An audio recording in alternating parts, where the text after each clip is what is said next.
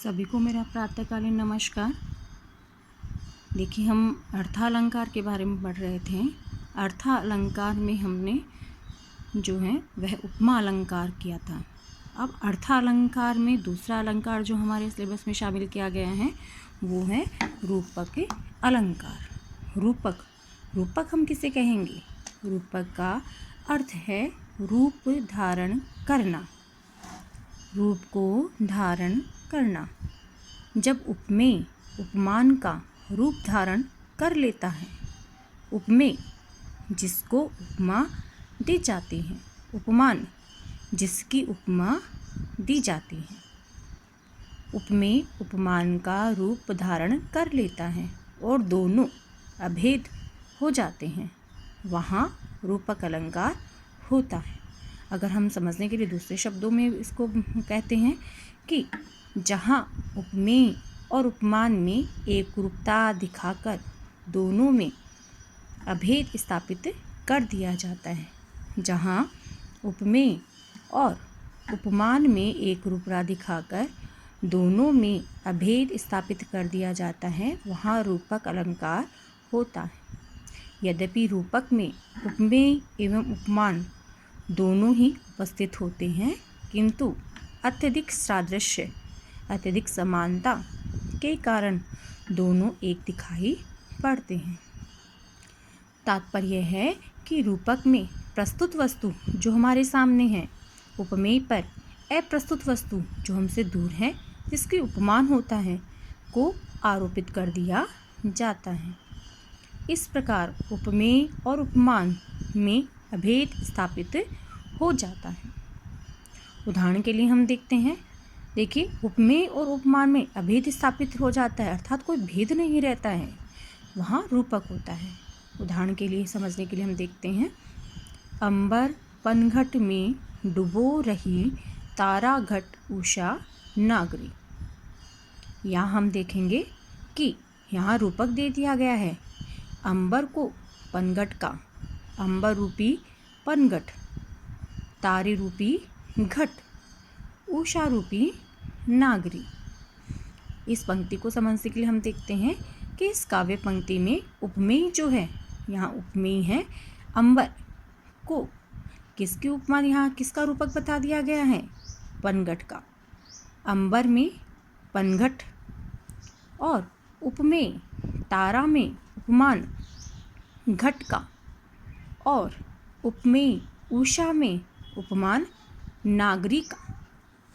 उपमेय तारा में उपमान घट का, उपमेय उषा में उपमान नागरी का। यहाँ भेद रहित आरोप है, अतः यहाँ रूपक अलंकार है। देखिए, इसमें कोई भेद नहीं रहा है। अंबर को पनघट और तारों को घट और उषा को नागरी, अर्थात अंबर रूपी पनघट में तारे रूपी घड़ों को डुबो रही है उषा रूपी नागरी। इसलिए यहाँ कोई अभेद नहीं है, इसलिए यहाँ पर रूपक अलंकार है। अब जो अगला अलंकार आप लोगों के सिलेबस में शामिल किया गया है अर्थालंकार, वो है उत्प्रेक्षा अलंकार। जहाँ उपमेय में किसी उपमान की संभावना व्यक्त की जाती है, उपमेय में उपमान की संभावना व्यक्त की जाती है, वहाँ उत्प्रेक्षा अलंकार होता है। यद्यपि उपमेय तथा उपमान में भिन्नता होती है, फिर भी समान धर्म होने के कारण ऐसी संभावना व्यक्त की जाती है। समान धर्म होता है उनकी, इसलिए संभावना व्यक्त की जाती है। उत्प्रेक्षा को समझने के लिए हम देखते हैं कि जिस काव्य पंक्ति में कुछ ऐसे वाचक शब्दों का प्रयोग किया जाता है, उससे हम उत्प्रेक्षा की पहचान कर सकते हैं। संभावना व्यक्त करने के लिए मनु, मनहु, जानो, जनु, जानहु, मानो, जानो, ज्यों, इव, सा, निश्चय, प्रायः आदि वाचक शब्दों का प्रयोग किया जाता है। अर्थात जिस काव्य पंक्ति में हमें संभावना सूचक वाचक शब्दों का प्रयोग मिलता है। मान लीजिए मनु, मनु, जानू, जनू, जानहूँ, मानू, जानू, जो, ईव, सा, निश्चय, प्राय। अगर ऐसे वाचक शब्द हमें मिलते हैं जिस काव्य पंक्ति में संभावना सूचक, वहाँ पर अलंकार होता है उत्प्रेक्षा अलंकार। अब उत्प्रेक्षा अलंकार को समझने के लिए हम एक उदाहरण देखते हैं जो कि आपके सिलेबस से हैं। देखिए, सोहत ओढ़े पीत पट शाम सलूने गात, मानहु नीलमणि शेल पर आतप पड़्यो प्रभात। फिर देखेंगे, सोहत ओढ़े पीत पट शाम सलूने गात, मानहु नीलमणि शेल पर आतप पड़्यो प्रभात। अब इस काव्य पंक्ति में हम देखते हैं, पहले तो आप देखिए कि संभावना सूचक किस वाचक शब्द का प्रयोग यहाँ पर किया गया है। तो देखिए, यहाँ पर मानहु जो है वो है संभावना सूचक शब्द है, इसलिए यहाँ पर उत्प्रेक्षा अलंकार हो जाएगा।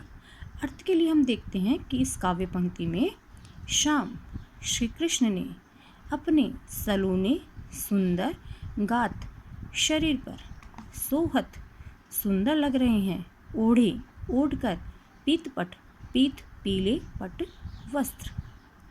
श्री कृष्ण ने अपने सुंदर शरीर पर पीले वस्त्र धारण करके बहुत ही अधिक सुंदर लग रहे हैं।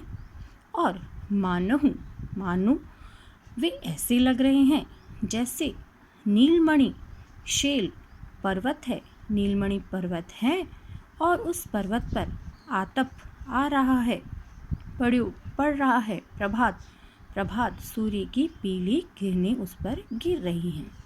यहाँ जो मान लिया गया है, श्री कृष्ण को तो क्या माना गया है, नीलमणि पर्वत, और उन्होंने जो पीले वस्त्र धारण किए हुए हैं उन पर यहाँ पर उत्प्रेक्षा व्यक्त की गई है कि वह ऐसे हैं जैसे सूर्य की पीली किरणें उन पर गिर रही हैं।